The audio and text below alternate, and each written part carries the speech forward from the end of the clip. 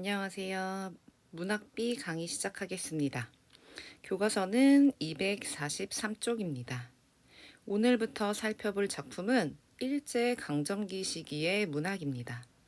태평천하라는 작품은 일제강점기를 태평천하로 여기는 인물들이 나오는 작품으로 이렇게 잘못된 역사관을 가지고 있는 사람들과 당대 사회 구조적 문제를 비판적으로 바라보는 작품입니다.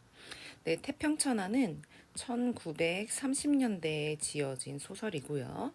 자, 이 당시는 일제강점기죠.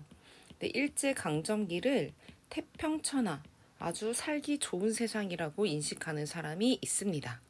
그 사람이 바로 윤직원 영감인데요. 네, 어떻게 이 작품에서 이 사람들의 가치관이 드러나는지를 조금 이따가 살펴보도록 하고요. 지금은 먼저 채만식이라는 작가부터 보도록 할게요.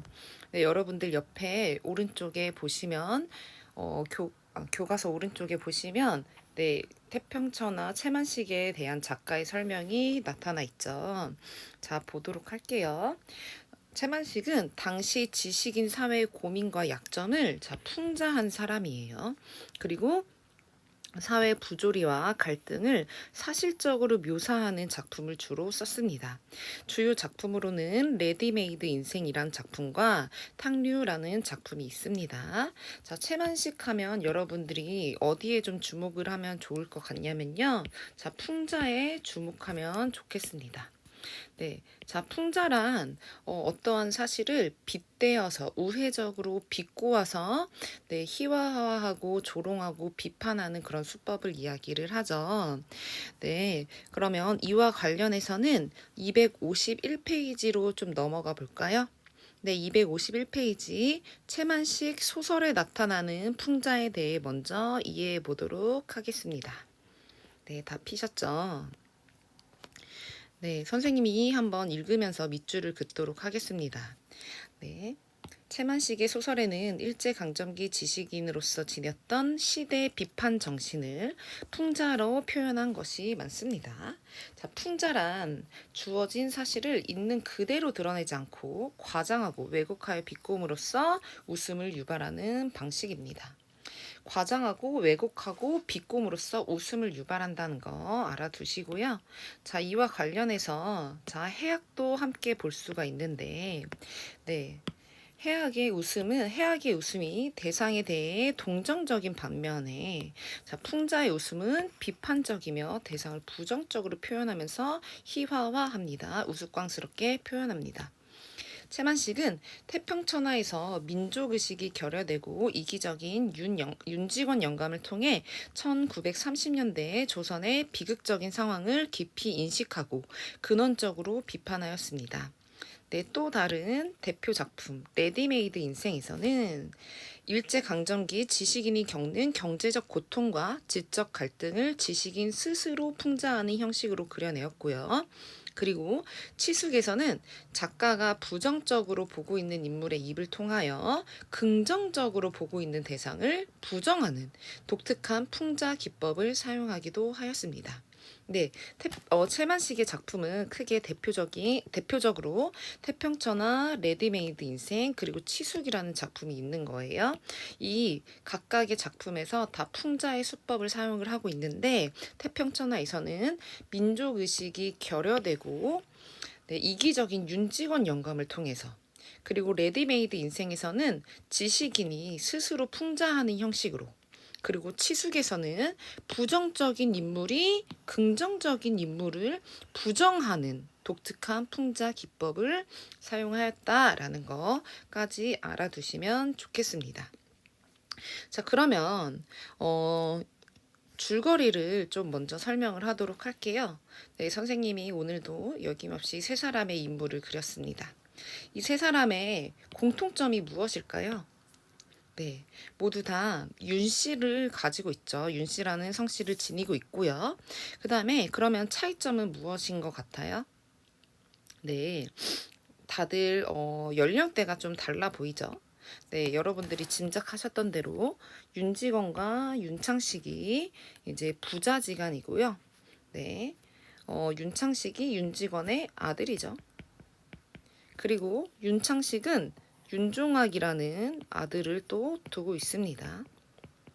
그럼 윤직원과 윤종학의 관계는 어떻겠어요? 네, 바로 윤직원이 윤종학의 할아버지가 되고요. 자, 윤종학은 손자가 되겠죠. 자, 윤직원 영감은 먼저 살펴보도록 할 건데 구한말에 구한말을 조선 말기를 겪은 그런 인물입니다. 자, 조선 말기 굉장히 혼란스러운 시대에서 윤직원 영감의 아버지가 화적에 의해서 죽임을 당해요. 그리고 윤직원 영감의 아버지가 부당하게 쌓아온 재산들을 모두 다 뺏기고 맙니다. 그래서 윤직원 영감은 이렇게까지 생각해요. 이놈의 세상 우리만 빼고 다 망했으면 좋겠다라고 생각을 하게 됩니다. 자신의 재산과 그리고 아버지를 지켜주지 못했다는 이유 때문이죠. 자, 그리고 그래서 윤직원 영감은 일제 강점기가 되었을 때 자신의 재산을 지키기 위해서 그리고 또 돈을 모으기 위해서 자, 어떤 행위를 하는 인물이냐면요. 친일 행위를 하는 인물이에요. 그리고 굉장히 돈에 인색한 그런 사람입니다. 자, 한 가지 예를 들면 윤직원 영감이 인력거를 타고 왔어요. 자, 인력거는 사람이 이제 끌어주는 어떤 이동 수단이라고 볼 수가 있죠. 그러면 그 인력거 꾼에게 그에 마땅한 비용을 지불을 해야 하지만 윤직원 영감은 자, 돈을 지불하지 않겠다며 굉장히 인색한 모습을 보이기도 합니다. 자, 굉장히 돈에 집착하는 인물이에요. 자, 그 다음에 윤창식을 보도록 할까요? 자, 윤창식은 자, 개화기 때 어떤 신진 교육을 받은 인물이에요. 그런데 윤창식은 어떤 인물이냐면 노름에 빠지는 인물이죠. 자, 노름은 도박입니다. 자, 도박에 빠져서 윤직원이 그렇게 지키고자 했던 그 돈을 다 탕진하고 맙니다. 그래서 윤창식은 항상 윤직원에게 돈이 아쉬울 때만 찾아가요. 그러면 윤직원은 윤창식을 어떻게 생각할까요?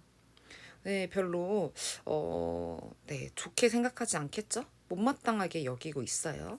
자, 그 다음에 윤종학입니다. 윤종학은 윤직원의 손자로서 지금 일본으로 유학 가 있는 그런 일본 유학생이고요. 자, 그리고 윤직원 영감은 이 윤종학이 어렸을 때부터 윤직원 영감의 말을 굉장히 잘 듣고 굉장히 착하고 순하게 잘 따르는 그런 인물이었어요. 네, 그래서 윤직원이 윤종학에게 거는 기대가 굉장히 크죠. 그래서 일본 유학도 보냈고요. 자, 그리고 윤직원은 이 윤종학을 뭐로 키우려고 생각을 하고 있냐면 경찰서장으로 키우고 싶어 해요. 근데 이 당시 이 경찰은 누구를 말하는 거죠? 네, 일본인 경찰을 말하는 거죠. 이 경찰의 그 서의 장이 된다라는 것은 윤직원 영감이 윤종학도 역시 적극적으로 친일을 하기를 바라는 사람이라고 볼 수가 있습니다. 자, 그런데 윤종학이 윤직원 영감의 뜻대로 일본에 가서 이런 경찰서장이 되기 위한 준비를 잘 하고 있다면 이 소설이 그렇게 재미가 없겠죠. 네, 윤종학은 윤직원 영감이 기대했던 바와 전혀 다른 길을 가게 됩니다. 무엇을 했을까요? 네, 그렇죠. 바로 사회주의 운동을 했죠. 자, 이 당시 사회주의 운동은 독립운동을 한 것과 마찬가지라고 볼 수가 있겠죠. 네, 사회주의 운동을 해요. 그래서 일본에서 어느 날 갑자기 전보가 하나 오게 됩니다.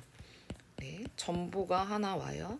이 작품에서 이 전보가 굉장히 중요한 기능을 하니까 여러분들 이따가 이 작품을 살펴볼 때 자세히 같이 보면 좋을 것 같아요.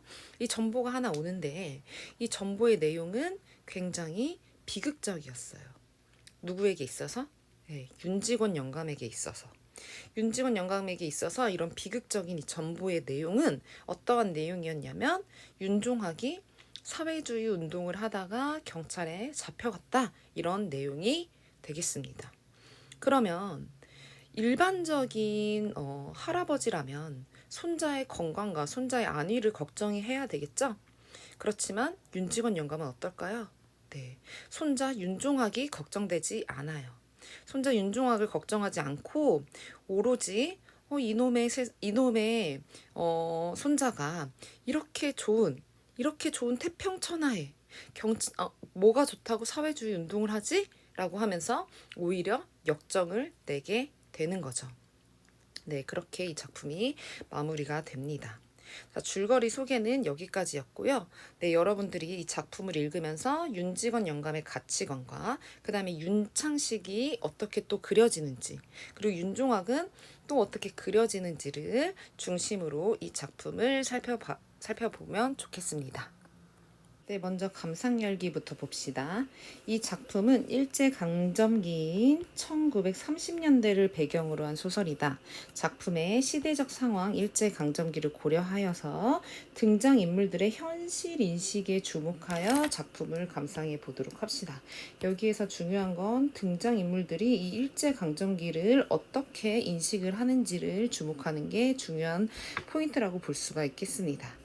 네, 아까 인물들에 대한 소개는 다 했죠. 자, 먼저 윤직원 영감은 대지주예요. 돈이 많은 사람이고 독선적이고 그리고 인색하고 처세에 능한 인물로 그려지고요.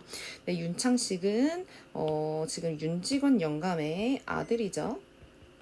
네. 그래서 윤창식은요, 자, 노름으로 가산을 탕진하는 인물이고요. 그리고 윤종수라는 인물은 선생님이 아까 설명을 하진 않았지만, 윤종수도 윤종학과 마찬가지로 윤창식의 아들이라고 볼 수가 있습니다. 네, 윤직원 영감의 손자라고 볼 수가 있죠. 그리고 윤종수는요, 자, 방탕한 생활을 하죠.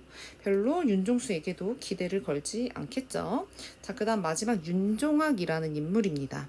네, 윤직원 영감이 아끼는 손자로 일본 유학 중인 그런 존재가 되겠죠. 그렇지만 결국에는 윤종학에 의해서 네, 윤직원 영감의 기대가 무너지게 되는 그런 내용을 볼 수가 있겠습니다. 네, 먼저 앞부분 줄거리부터 한번 읽어보도록 하겠습니다. 서울의 대지주인 윤직원 영감은 인력거의 삭도 깎으려 하고 기생을 데리고 다니면서도 아무것도 주려고 하지 않는 구두쇠입니다.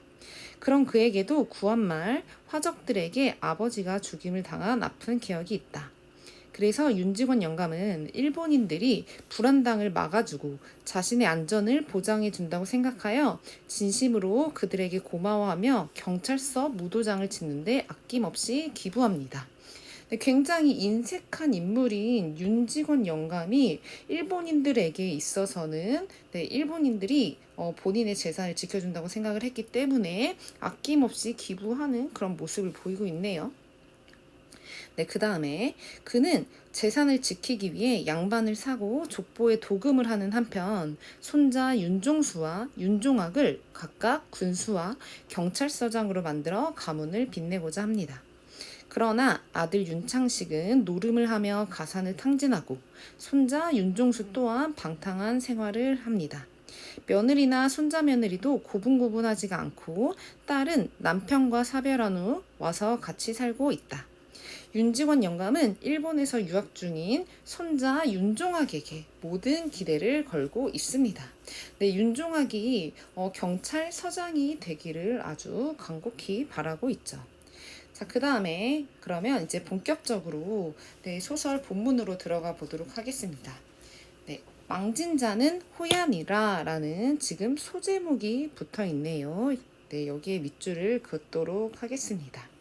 네, 이거는 지금 무슨 뜻이냐면, 네, 여기 숫자 15는 전체 태평천하라는 작품이 15개의 장으로 구성되어 있는데 이게 15번째 장이다 라는 말이 되는 겁니다.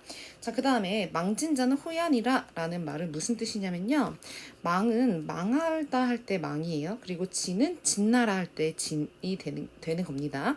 그래서 진나라를 망하게 하는 자는 호이다 라는 거죠. 여기서 이 호는 오랑캐라는 의미가 되는데 이런 어떤 메시지를 진나라에서 받고 오랑캐를 막기 위해서 만리장성을 지어놨죠. 그런데 결국엔 진나라가 누구에 의해서 망하게 되냐면, 네, 자기 자손에 의해서 망하게 됩니다. 네, 그 이야기를 지금 이 장의 소제목으로 구성되어 있어요. 자, 이거는 어떻게 빗대어서 표현을 할 수가 있냐면, 네, 진나라는 윤직원 영감의 집안, 그리고 호는 네, 손자 윤종학을 의미한다고 볼 수가 있겠죠. 네, 그래서 자, 여기다 이렇게 정리할까요? 네, 진나라를 망하게 할 자는 호해. 호해는 네, 자손의 이름입니다. 호해라는 자식이라는 뜻. 그래서 이 소제목을 보고 이 윤지원 영감의 집안이 네, 자손인 윤종학에 의해서 망하게 될 것이다 라는 걸 암시한다고 볼 수가 있겠습니다. 그래서 이렇게 적을게요. 사건 전개를 암시함. 네, 보겠습니다. 일찍이 윤직원 영감은 그의 소시적 윤두꺼비 시절에 지금 윤직원 영감을 윤두꺼비라고 얘기를 하고 있죠. 근데 윤직원 영감을 두꺼비와 같은 모습으로 우스꽝스럽게 표현을 하고 있음을 알 수가 있습니다. 네, 우스꽝스럽게 표현을 한다라는 말을 희화화한다라고 이야기를 하죠. 그래서 자, 여기서 풍자의 효과를 높인다고 볼 수가 있고요.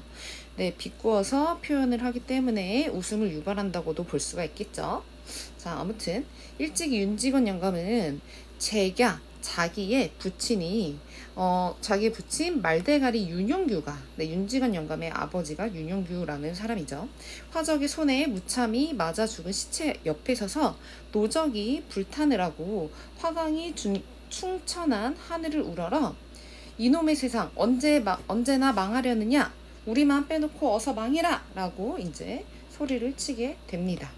네, 여기에 밑줄을 좀 그어 보도록 할게요. 네, 우리만 빼놓고 어서 이놈의 나라가 망했으면 좋겠다라는 표현을 하고 있죠. 네, 그래서 우리만 생각하는 이기적인 태도를 여기서 또 엿볼 수가 있습니다. 이렇게 정리합시다. 윤직원 영감의 비윤리적이고 그리고 이기적인 가치관이 드러남.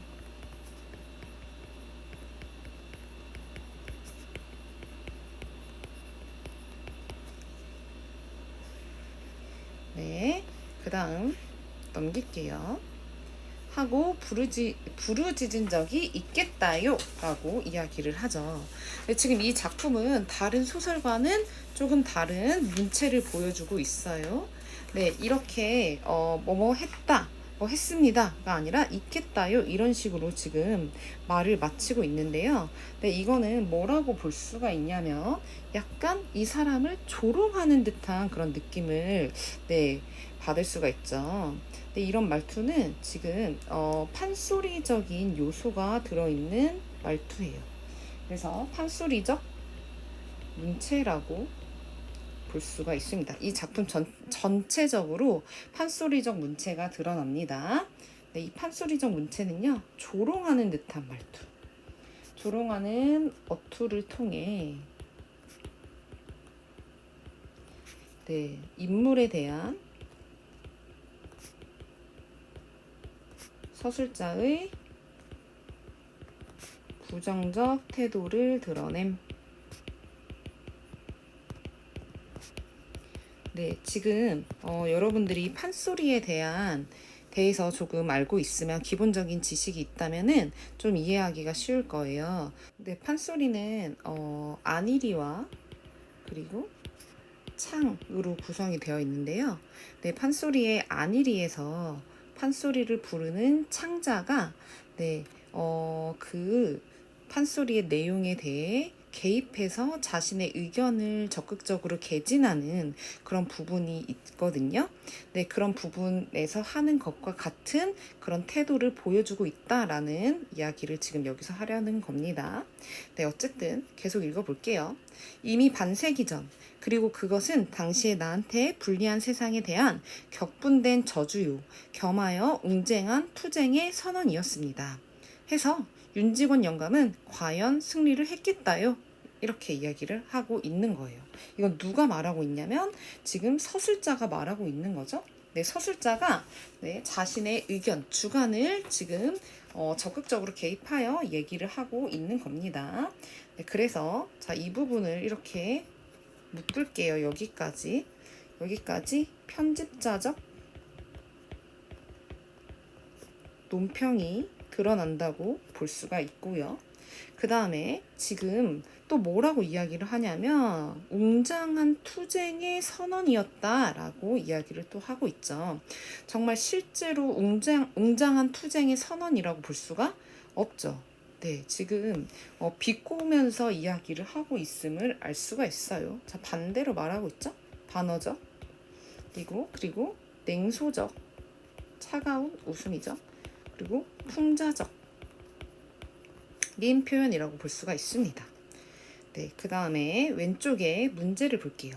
뭐뭐겠다요 라는 어미의 반복에서 연상되는 전통적 갈래는 뭐죠? 네, 그렇죠. 판소리죠, 판소리. 판소리 문체를 지금 사용하고 있다고 볼 수가 있는 거죠. 자, 계속 읽어보도록 하겠습니다. 식구들은 시아버지 윤직원 영감이 보기가 싫은 건넌방 고씨만 빼놓고 네, 지금 여기에 이렇게 한 칸이 띄어져 있죠. 네, 여기까지 윤직원 영감의 과거 얘기를 지금 했다고 볼 수가 있네요. 다시 이제 현재로 돌아와서 식구들은 시아버지 윤직원 영감이 보기 싫은 건넌방 고씨만 빼놓고 네, 지금 인물의 동그라미 일단 할게요. 네, 이 고씨는 며느리예요. 서울아씨 그리고 태식이 뒤에 두 동서 자 모두 안방에 모여 종수를 맞이하는 예를 표하고 그들의 옹위 아래 윤직원 영감과 종수는 각각 아랫목과 뒷벽 앞으로 갈라 앉습니다. 네, 지금 가족들이 쭉 모여 앉아 있는 상황이라고 볼 수가 있습니다. 방금 점심 밥상을 받을 참입니다. 너 경손애비 부디 정신 차리라 라고 이렇게 이야기를 하네요. 자, 이 경손애비는 종수를 이야기를 하는 거죠. 여기서 윤직원 영감이 종수더러 곰곰이 훈계를 하던 것입니다. 안식구가 있는 데라 점잖게 경손애비지요. 정신을 차려야 할 것이 네가 암만 희어도 네 아우 종하기만 못하여 종하기는 그놈이 재주도 있고 착실하여서 너치름 허랑하지도 않고 그럴 뿐더러 내후년이면은 대학교를 졸업하잖냐 내후년이지 라고 지금 종수를 훈계하고 있는 상황입니다. 그리고 종하기를 또 우둔하고 있죠. 여기서 종하기만 예뻐하고 있음을 또 알 수가 있어요. 네, 그렇지. 그래. 내후년이면 대학교 졸업을 하고 나와서 3년이나 다직 4년만 찌들어 남어는 그놈은 지가 목적헌. 요새 그 목적이란 소리 잘 쓰더구나. 응? 목적헌 경부가 되어 갖고서 경찰서장이 된단 말이다. 응? 알겠어? 이렇게 이야기를 하고 있죠. 지금 계속 누구에 대한 기대를 보여주고 있냐면 윤종학에 대한 기대를 보여주고 있죠. 종학이와 종수를 비교하면서 지금 종수를 훈계하고 있는 상황입니다. 그러니께로 너도 정신을 바짝 차리갖고서 어서 군수가 되어야 하지 않겠냐? 동생놈은 버젓한 경찰서장인디 형놈은 개우 군서기를 댕기고 있다? 난 부끄러워서 어쩔디여? 응? 글씨 군수대구 경찰서장 되고 하면은 느덜 주코 느덜 호강이지 뭐 그 호강 날 주냐? 내가 이렇게 아등아등 잔소리를 하는 것도 다 느덜 위하여서 그렇지 나는 팔이 족통망치도 상관없어야 알아듣냐? 이렇게 이야기를 하고 있습니다. 네, 어쨌든 지금 볼게요. 여기에다 좀 밑줄을 그을까요? 글씨 군수되고 경찰서장 되고 하면은 느들 좋고 느들 호강이지 뭐 그 호강 날 주냐? 이렇게 이야기를 하고 있죠.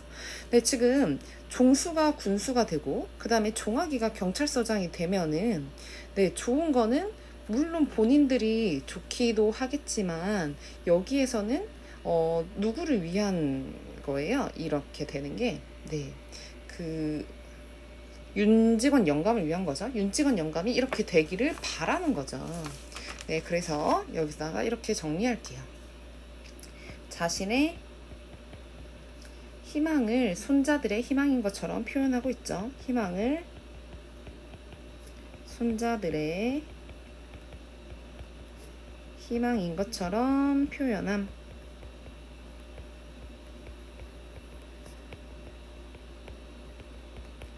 네, 실상은 본인을 위한 거죠. 자, 윽박지르는 모습에서 윽박지르는 모습에서 윤직원 영감의 본색이 드러남. 네, 본색이 드러남. 네, 계속 읽어보도록 하겠습니다. 네, 잠시만요. 여기 왼쪽에 문제부터 볼게요. 네, 윤직원 영감이 윤종수와 윤직원에게 거는 기대는 무엇인가? 네, 지금 윤종수는 군수가 되기를, 그 다음에 윤종학은 경찰서장이 되기를 기대하고 있다.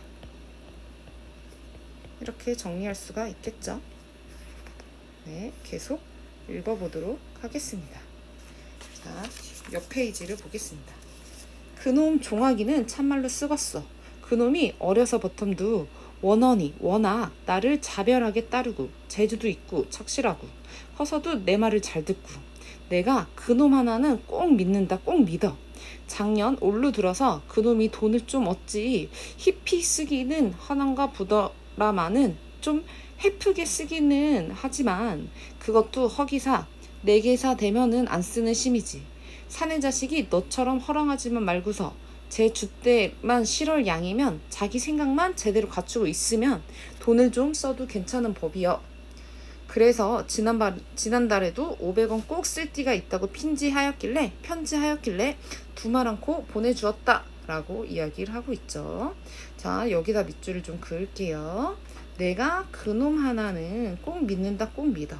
그 다음에 그리서 지난달에도 500원 꼭 쓸 띠가 있다고 편지하였길래 두말 않고 보내주었다. 자, 윤직원 영감이 윤종학을 예뻐하고 있음을 알 수가 있고 무한하게 신뢰하고 있음을 알 수 있는 부분이죠. 자, 그래서 여기다 정리할게요.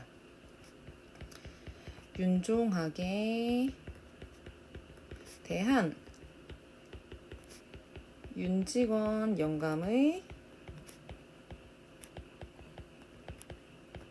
기대와 총애가 여기에서 드러나고요.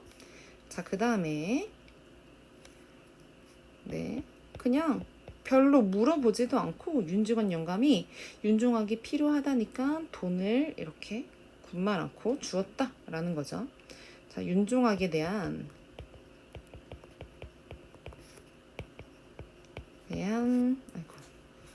윤종학에 대한 네, 다시 쓸게요. 윤종학에 대한 윤직원 영감의 신뢰.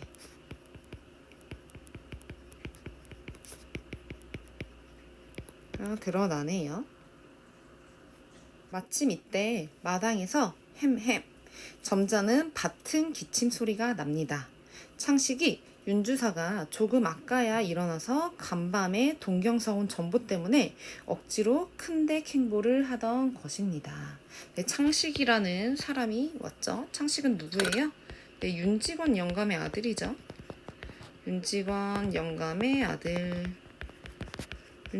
아들이 왔어요. 왜 왔냐면 간밤에 동경사 온 전보 때문에 왔습니다. 전보는 좀 이렇게 색깔을 다르게 표시를 해볼게요. 자, 윤주사가 네, 여기서 윤창식을 윤주사라고 표현을 하고 있습니다. 방문한 이유.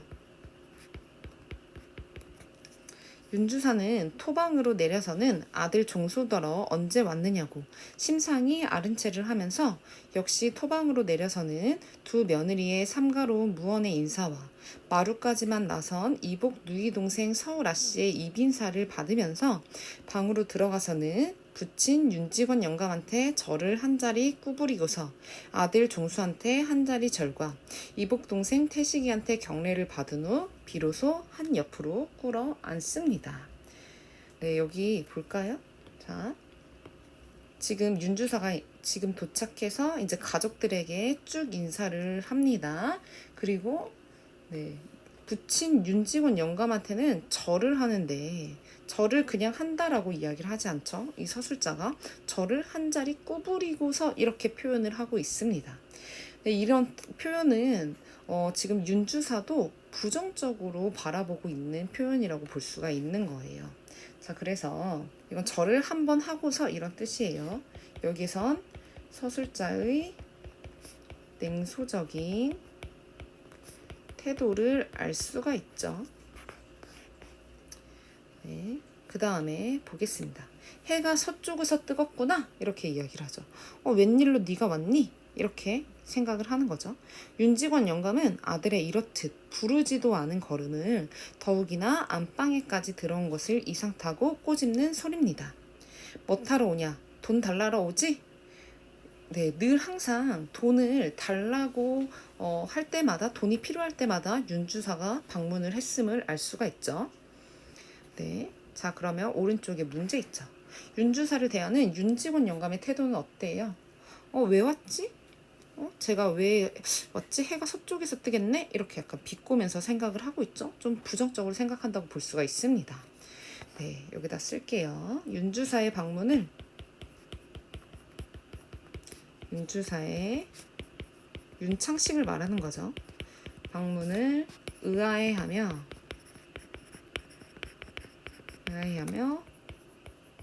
못마땅해 하고 있다.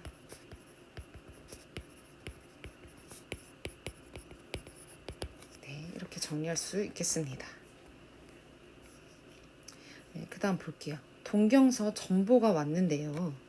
지체를 바꾸어 윤주사를 점잖고 너그러운 아버지로 윤직원 영감을 속사납고 경망스러운 어린 아들로 둘러놓았으면 꼭 맞겠습니다. 라고 또 누가 이야기를 하고 있는 거예요. 네, 서술자가 또 이야기를 하고 있죠. 차라리 윤직원 영감이 경망스럽고 어린 아들과 같아 보인다라고 이야기를 하고 있는 거죠. 차라리 윤직원 영감을 어린 아들로 둘러놓았으면 그게 더 그림상 맞겠다. 이렇게 이야기를 하고 있죠. 자, 이것도 뭐라고 볼 수가 있죠? 6글자로 네, 편집자적 논평이라고 볼 수가 있습니다. 이게 다 판소리적인 문체라고 볼 수가 있죠. 네, 여기서는 윤직원 영감의 경망스러운 모습을 비꼬고 있음을 알 수가 있습니다. 모습을 비꼼. 네. 동경서? 전보? 종아기 놈이 경시청에 붙잡혔다고요. 으앙! 외치는 소리도 컸거니와 엉덩이를 꽁 찢는 바람에 하마 방구들이 내려앉을 뻔했습니다. 모여선 식구가 제각금 정도에 따라 제각기 놀란 것은 물론이고요. 라고 이야기를 하죠. 네, 지금 전보가 왔는데 이 전보의 내용은 종아기가 경시청에 붙잡혔다라는 내용이죠. 자, 이게 전보의 내용이라고 볼 수가 있습니다. 자, 그러면 네, 여기에다 전보의 기능을 좀 옆에 정리를 하도록 할까요? 제 오른쪽에 빈 공간 있죠. 여기에 전보의 기능을 정리를 합시다. 전보의 기능. 자, 이 전보가 왔기 때문에 윤종학이 사회주의 운동을 했음을 우리는 알 수가 있는 거죠. 자, 첫 번째. 윤종학이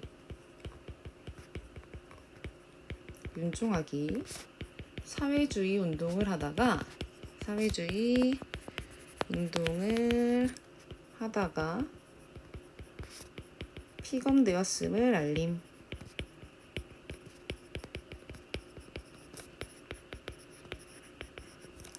자, 그 다음 두 번째. 자, 어떤 기능을 하냐면 지금까지 윤직원 영감이 윤종학이 경찰서장이 될 거라고 기대를 하고 있고 그렇게 내용이 전개가 되고 있었어요. 그런데 이와는 반대되는 행동을 지금 윤종학이라는 손자가 하고 있는 거죠. 네, 사건의 반전을 가지고 오고요.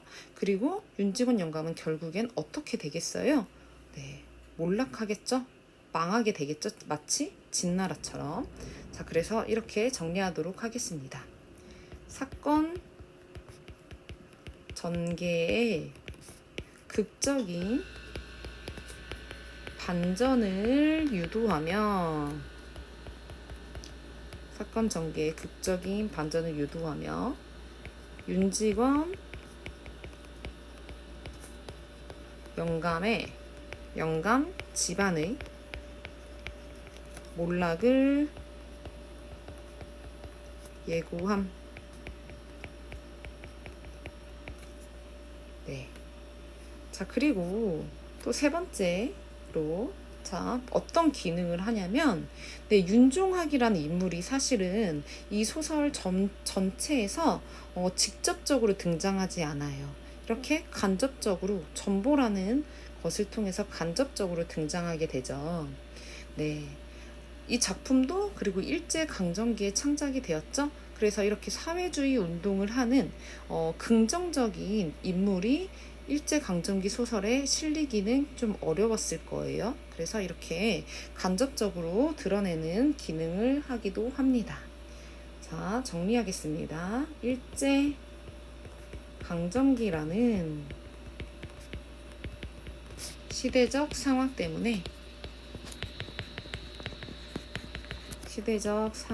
때문에 작품